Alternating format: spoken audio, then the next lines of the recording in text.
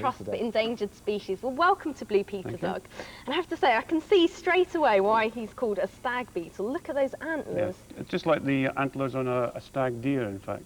Yeah, absolutely. The female doesn't have those. The female's a slightly smaller creature and doesn't have those large antlers at all. She does have jaws, but they're much smaller. Right. They're very big for insects, aren't they? Very big, yeah. Biggest in Britain, in fact. Up to 75 millimetres. Oh, that's quite large. Very large. So do they use these jaws or antlers for eating? No, they're not for eating at all. The males actually use the antlers for fighting each other, fighting over the lady beetles, in fact. Right. And the object of the exercise seems to be to flip your opponent onto his back. Right, a bit like judo. Very much so, yes. So are they dangerous? Not at all, no. It's a bit of a myth that they can actually bite. They can't bite very severely at all. I'm safe in the knowledge that this one won't bite me then. So just how endangered are they? Well, in fact, we think that they're actually extinct in some parts of the UK, particularly Devon, Cornwall, Wales and the West Midlands. No longer found there, we suspect, and in Europe too. Right, so why have they become so rare?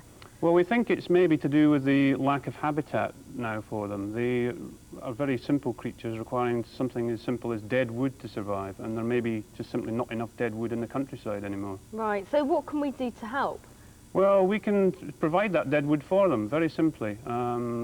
It's a very easy thing to do, provide dead wood for the creatures. Oh, right, because a few years ago we put a loggery in our Blue Peter garden and all sorts of insects hung out there, and it was full of fungi. Is that the sort of thing that would be like the ideal sort of place for them, yes. Right, there it is there. So if anyone does see one, how can they help what the People's Trust is doing? Well, what we're doing this year is we're leading an initiative to conserve the beetles, and we're inviting members of the public to write in and let us know where they've seen the beetles. Right. And from that we'll be able to work out where the beetles occur and be able to plan conservation measures in the future. Right, so you can keep track of them. Absolutely. Well, I'll certainly keep my eyes open and look out for anything crawling around. Thank you very much and good luck with the survey.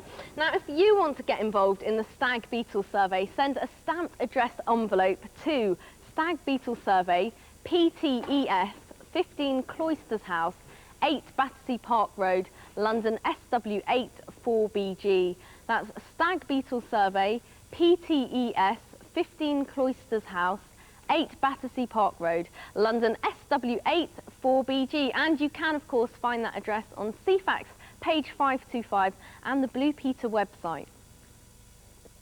OK, it's June. We're coming up to the longest day in the year, and the school holidays are just a few weeks away. Time to start thinking about hanging out and looking cool in the summer sun. Or is it? It's also the time of year when the great British public decide to shed their clothes. And it's not quite so cool when you take a look at all that pasty skin turning red raw. Now, when we expose ourselves to the sun without protection, we risk getting burned. But painful sunburn isn't the end of the story. It can cause lasting damage. Overexposure will cause sunburn. Repeated overexposure increases the risk of eye disease and skin cancer. It's the ultraviolet light in sunlight that's the problem. UVA and UVB, and the fairer your skin, the more likely you are to burn. That's also true if you've got red hair, fair hair or freckles, but everybody needs to take care, and children more than adults, because adults have thicker skin. Now, most UV light is absorbed by the atmosphere, and the ozone layer in the upper atmosphere plays a big part in protecting us.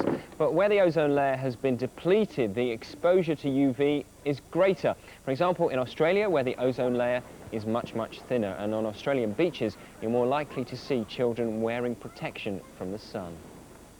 It's not that ultraviolet light is all bad. A little UV is necessary for our bodies to produce vitamin D, for example, and enjoying the sun should be fun, so long as we don't overdo it.